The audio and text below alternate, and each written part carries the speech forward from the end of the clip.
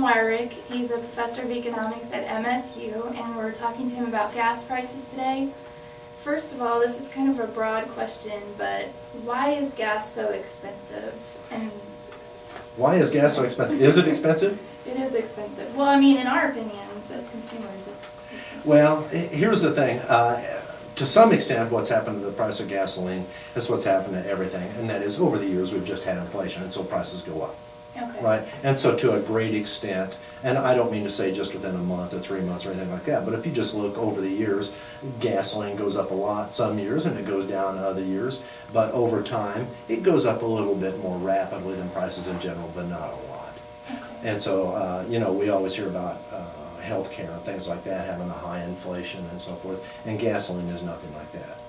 So, why does it go up? Partly due to just general economic forces. Partly the price of gasoline goes up because of things that are happening just in that particular market. Okay. So, why are prices high in just the last few months?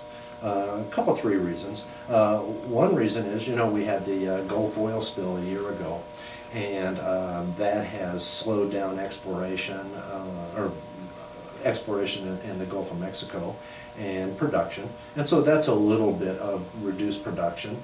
We hear about these things in the Middle East. We've had some upset in, Egypt produced some oil, but then mainly in Libya we've had a big oil reduction, and that has pushed the price up. We've had world economic growth, especially in China, India, places in the world that historically have used very little fuel, on a day-to-day basis. And now, as wealth spreads, people start getting cars and motorcycles and things like that. They start buying gasoline, and the factories start using oil for energy sources and natural gas. And so what we've had is a little bit of bad news on the supply side, but mainly a lot of economic growth around the world over the last few years on the demand side, and that's driving prices higher. Okay. And then the other thing that happens, in addition to supply and demand, is speculation. And so when it looks like, demand just keeps growing year after year after year, and it just keeps pushing prices higher and higher, and that gets to be what we're thinking about, like that's the way the world works, is the price of oil goes up a little bit every year. And once we start expecting that, then the people that own oil start saying, wow, maybe I should wait before I sell. Okay, and the people who own oil, there's some of this above ground, of course, but there's vast amounts of oil. Most of the oil is under the ground. And so the people who own oil in Texas or Louisiana or the Gulf of Mexico or then over in the Middle East or wherever, the people that own oil have been saying, I'm not going to get real excited about selling today, because if I sold that stuff a month from now instead or a year from now instead, it would be more valuable and I would have a bigger return. And so to some extent, speculators, and they're also investors, you can call them by different names, owners of oil, but the point is they become speculators once they start trying to guess what's going to happen to the price of oil and then try and time their supplies in order to get the highest possible price. They become speculators. And so there's speculation in the market, and that is the thing that can drive prices up or down very rapidly. The fundamentals of supply and demand change 1 or 2% a year. And so, or 3 or 4%, some modest amount though. That's the fundamentals of supply and demand. And when we see the price of oil, and it would go from, let's say, $70 to $120 or something like that, that's a lot of speculation. Okay. Does that speculation has to do with investing too? So how does investing in commodities, how does all that tie in with the gas prices? Well, just that, most of the time when we think about, if you just think about oil or gas, and it starts with oil, of course, but most of the time when you think about that, you're just thinking, hey, there's this black gooey stuff underground, and somebody pumps it, they turn it into gasoline, and then I buy it and drive my car. And we kind of think that's it. But, as you just said, or implied by your question, this is an asset that has value in the marketplace, and some people say, hey, I want to invest in that. And so there are people who invest in it, and you can invest in a variety of ways. You can buy stock in a company, of course, but ultimately the speculation I was talking about comes down to people who just decide they're speculators, but they are also just investors or owners of land with oil deposits underneath, but it's just people who just say, you know, I'd like to decide when should I sell that oil. I'm going to sell it. Would I rather sell it today or in a month or in a year? And once they start deciding when should I sell that to be best for me, they become speculators. So that kind of limits the supplies. It limits the supply at certain times. You know what happens though at other times is the price goes up, up, up, up, up, and then it stops going up, and it just kind of hangs around there for a while. Then the price goes down a little bit. And all those people that own oil now start saying, oh my gosh, the price of oil is going down. It could go down from $120 a barrel to who knows where. Maybe half that amount. I better hurry and sell. Yeah. And so now the whole, you know, it's exactly reversed, and now there's this rush to sell. I want to sell at today's price. I don't want to wait and sell it in a month when maybe the price will be $20 a barrel less. I'll hurry and sell it. And we're talking about big numbers here because I just said $20 a barrel. But, you know, people who own oil, they think in terms of thousands or even millions of barrels of oil. And so if you had, let's say, some big operation and you produced, let's just say, 1 million barrels of oil a month, and somebody says something about a $20 price change, that's $20 million a month. And in a year, you multiply that by 12, we're talking about $250 million. And so the point is that people care about this a lot. And so once, you know, let's just say the price of oil was, pick a number, $70 a barrel, and it just stayed there, stayed there, stayed there, stayed there, and I mean for months and months and months. Then what's taking place in the marketplace is probably very little speculation. It's mainly the fundamentals of supply and demand. But once the price starts moving in either direction, up or down, people start calculating, is today the day to sell or should I wait? And they'll move those supplies back and forth, you know, back and forth in time, today or later, and they'll move those supplies in order to make the best deal they can. The only thing is there's not one person.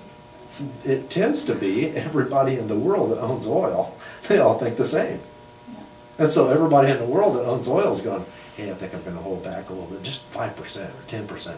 And as soon as they hold it back, and why do they do that? For the higher price they expect. They hold back, and then the price does go up. Okay. And so, or if they go, oh, the price is going down, then they sell as fast as I did an interview in 2008, and that's when the price of oil got up to almost $150 a barrel. Wow.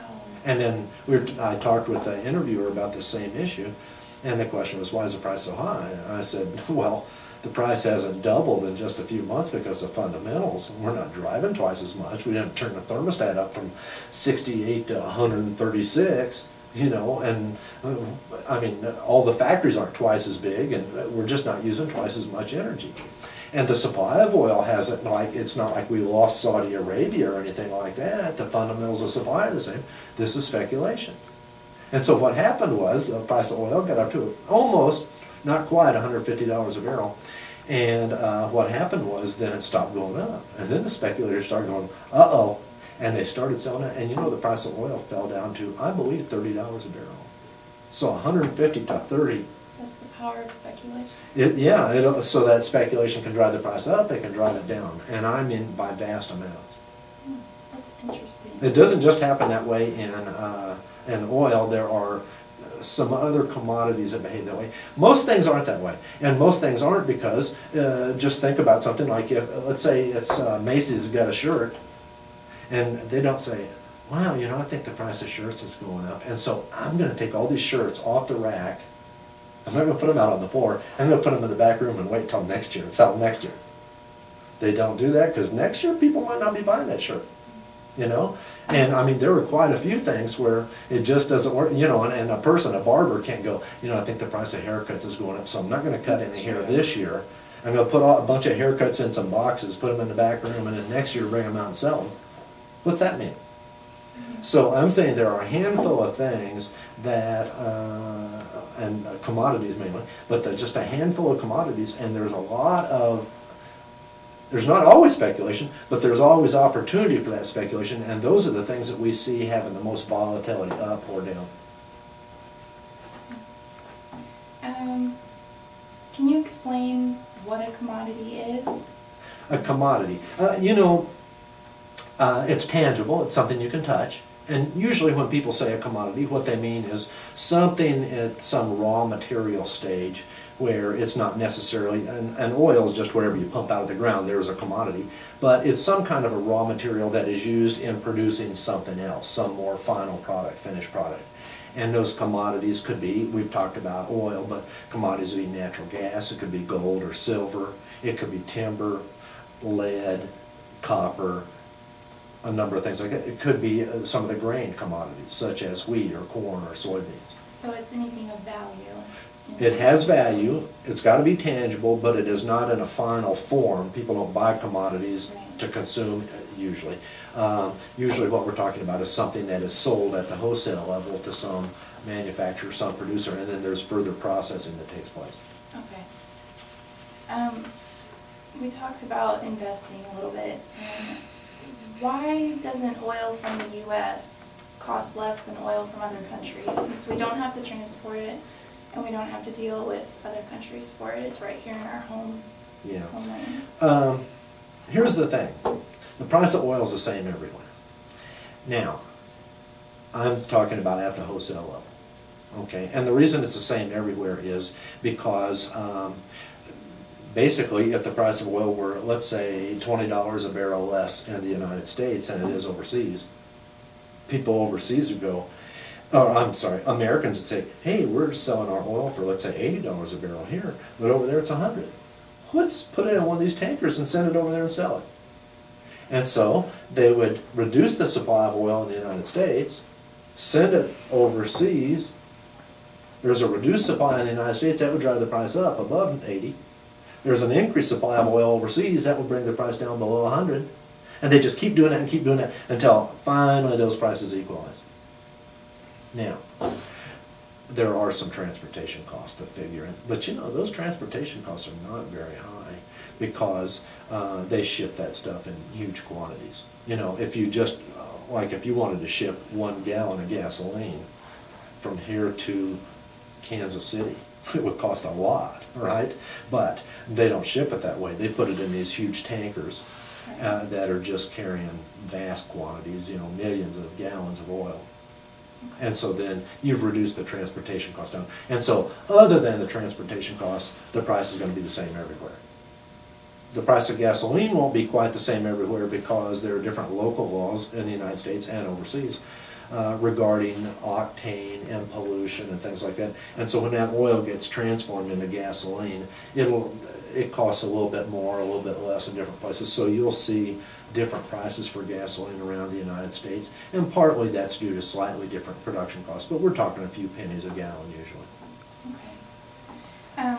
Why is it that when we hear so much in the media right now with everything going on in Libya and the Middle East, why is it that that causes our oil prices to go up? Is it because we can't get access to the oil wells, or? There's two parts of the story. One is there's just this reduction in the production of oil, a reduction in the supply of oil, and that drives prices up.